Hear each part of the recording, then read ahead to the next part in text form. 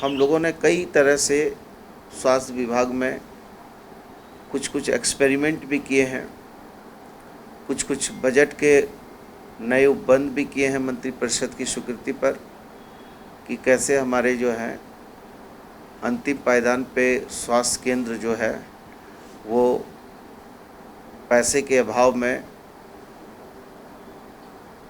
किसी चीज़ की कमी ना हो, कैसे स्वास्थ्य विभाग सरल सहज तरीके से लोक कल्याणकारी और मानवता के सिद्धांत पर चलेगा, ये व्यवस्थाएं सुनिश्चित करने के उद्देश्य से हम लोग बहुत तेज़ गति में और भी कई एक योजनाएं उसको धरातल पर उतारेंगे। स्वास्थ्य विभाग मानवता का विभाग है और इसको राजनीति के चश्मे और दृष्टि से नहीं देखा जा सकता है। इसलिए हमारे लिए राज्य का हर वो व्यक्ति की स्वास्थ्य की जवाबदेही है, चाहे वो किसी दल का हो, बिरादरी का हो, पक्ष हो, पार्टी हो। हम उसको इन नज़रों से नहीं देखेंगे। Now the present time politics is not commitment, it is a dirty management. So my nature, culture, work of pattern, living, thinking, thought, all is social, and I am not doing politics. I am a social worker, and I know social work is the first foundation of a strong political base. देखिए, सबसे बड़ी बात है कि आखिर एक चुनी हुई सरकार, बहुमत की सरकार में ऐसी क्या परिस्थितियां पैदा हुई जिन परिस्थितियों के कारण पूर्ण बहुमत की सरकार को 3 बार शपथ पत्र लेना पड़ा है, शपथ लेना पड़ा है, सरकार का गठन करना पड़ा है। ये परिस्थितियां स्वतः नहीं पैदा हुई हैं। ये परिस्थितियों को एक सोची समझी साजिश के तहत भारतीय जनता पार्टी ने लोकतंत्र के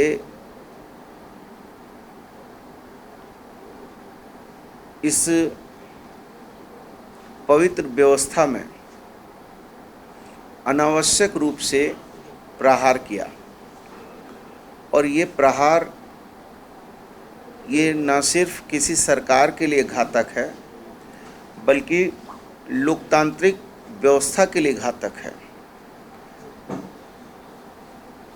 किसी भी सरकार का गठन जनता करती है, जनता का जनादेश प्राप्त होता है और जनता के जनादेश के उपरांत ही सरकार का गठन होता है।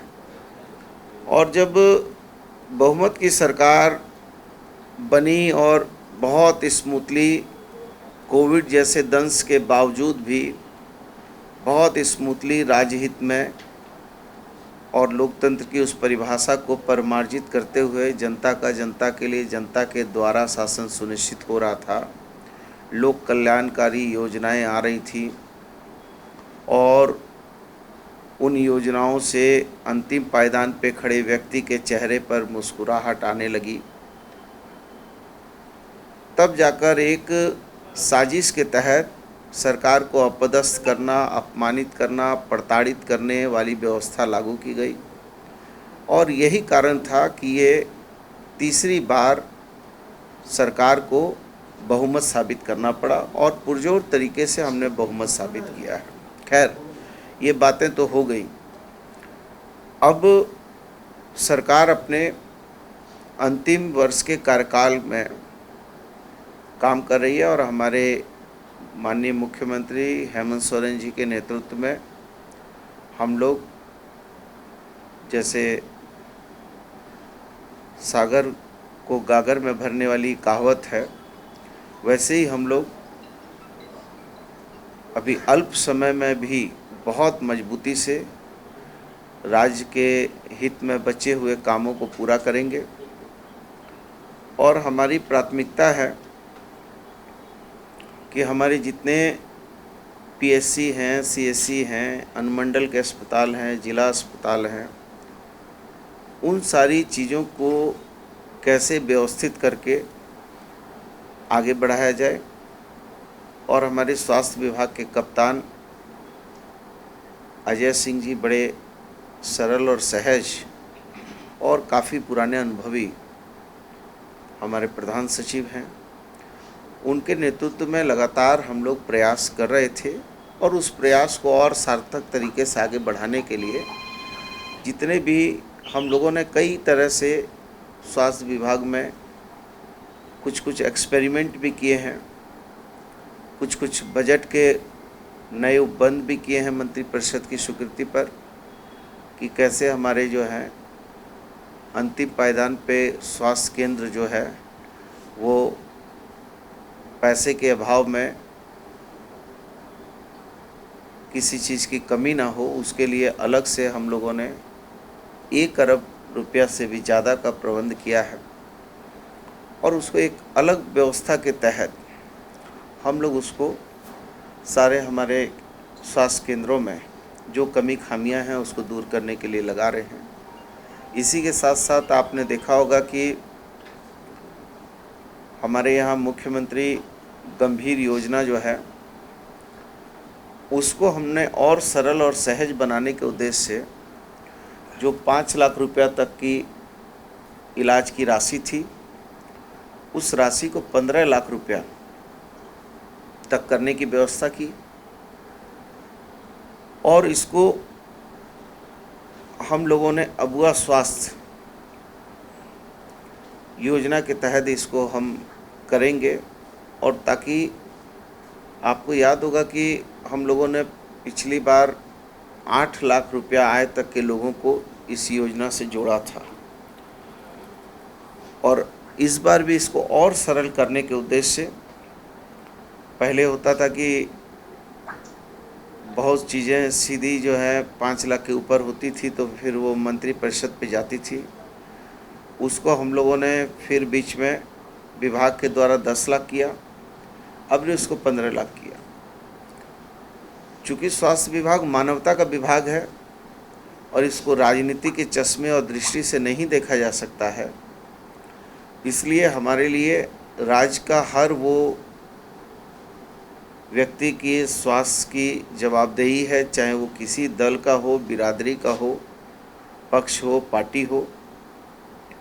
हम उसको इन नज़रों से नहीं देखेंगे।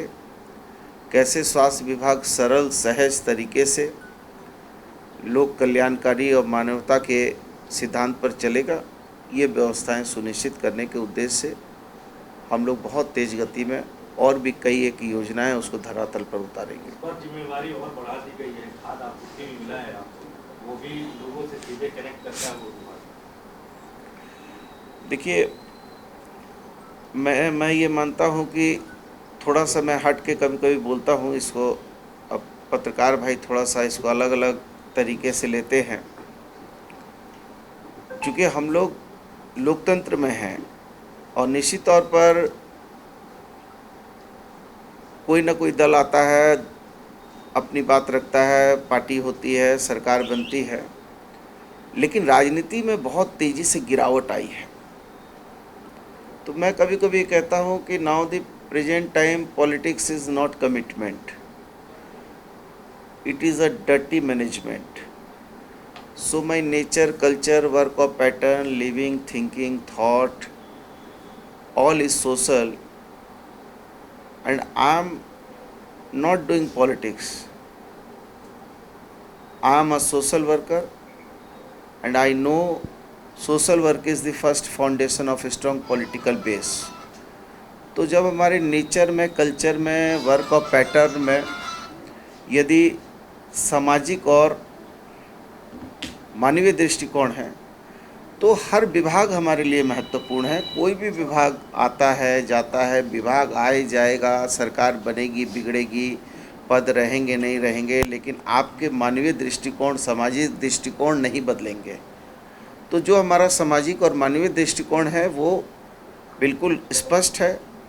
जहाँ भी हमको काम करने का मौका मिलेगा, जिस पद पे भी काम करने का मौका मिलेगा, मैं बहुत धन्यवाद और आभार व्यक्त करता हूँ हमारे नेता आदरणीय राहुल गांधी जी का, सोनिया गांधी जी का, मल्लिकार्जुन खड़गे साहब का, हमारे प्रभारी मीर साहब का, हमारे अध्यक्ष राजेश ठाकुर जी का, जिन लोगों ने विधायक जनता ने चुना है निश्चित तौर पर, लेकिन इस पद पे हमारी पार्टी के शीर्ष नेतृत्व ने, हमारे पार्टी के आला कमान ने हम पर विश्वास जाहिर किया है।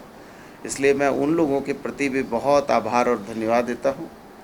और मुझे पूरा विश्वास है कि युवा जोश, युवा नेता हेमंत सोरेन जी के सबल नेतृत्व में ये राज्य चौमुखी विकास की ओर अग्रसर होगा। मंत्री जी, कल जब आप लोग शपथ ले रहे थे उसी दौरान ईडी एक बार सुप्रीम कोर्ट मूव कर रही है और इस मामले में सुप्रीम कोर्ट गई हुई है। इसको किस रूप में देखते हैं? सुप्रीम कोर्ट जाना या झारखंड की राजनीति पर कोई फर्क उसका नहीं पड़ने वाला?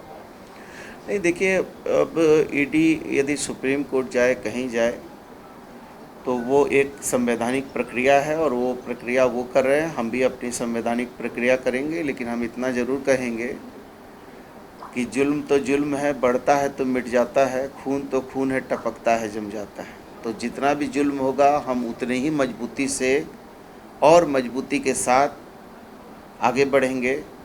हमारे नेता हेमंत सोरेन जी को मैं तो भाजपा के लोगों को धन्यवाद देता हूं कि उन्होंने हमारे नेता हेमंत सोरेन जी को जेल भेजा। जब वो जेल गए तो वो शेर थे, और जब वो जेल से लौटे हैं तो वो बब्बर शेर हैं, और शेर बब्बर शेर बन गया और साथ में एक शेरनी कल्पना सोरेन भी आ गई है। तो ये भाजपा ने जो गलत जो चाल चली थी 2 दूनी 4 का, वो पहाड़ा जो है ये झारखंड में नहीं चलेगा। झारखंडी लोग का पहाड़ा ही अलग है। हम लोग ना किसी के पीठ में छुरा भोंकते हैं, न छुरा मारने वाले को पसंद करते हैं। हम लोग सहज सरल और मृदुभाषी लोग हैं। लेकिन ये नहीं भूलना चाहिए कि यही झारखंड की धरती है जिसने 1769 में बाबा तिलका मांझी के नेतृत्व में उलगुलान किया, 1831 और 32 में बुद्धू भगत के नेतृत्व में उलगुलान किया, 1855-56 में सिद्धू कानू के नेतृत्व में उलगुलान किया, और आज भी जो है ये हमारे हेमंत सोरेन, शिबू सोरेन और हमारे नेता राहुल गांधी जी के नेतृत्व में ये भी एक उलगुलान और क्रांति की लड़ाई, जनहित की लड़ाई, लोकतांत्रिक व्यवस्था को बचाने की लड़ाई, संवैधानिक संस्थाओं को जीवित रखने की लड़ाई हम लड़ रहे हैं और लड़ते रहेंगे। बायोम मेडिकल प्रिपरेशन का एकमात्र संस्थान जहां है complete digital classrooms, individual doubt counters, video lectures, student tracking system, library facility, 100% result oriented rankers batch, study package and class notes in PDF।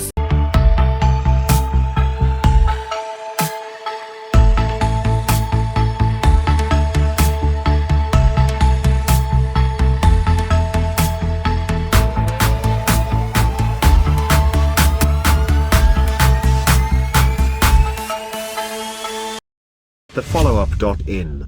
Like, share, and subscribe. www.thefollowup.in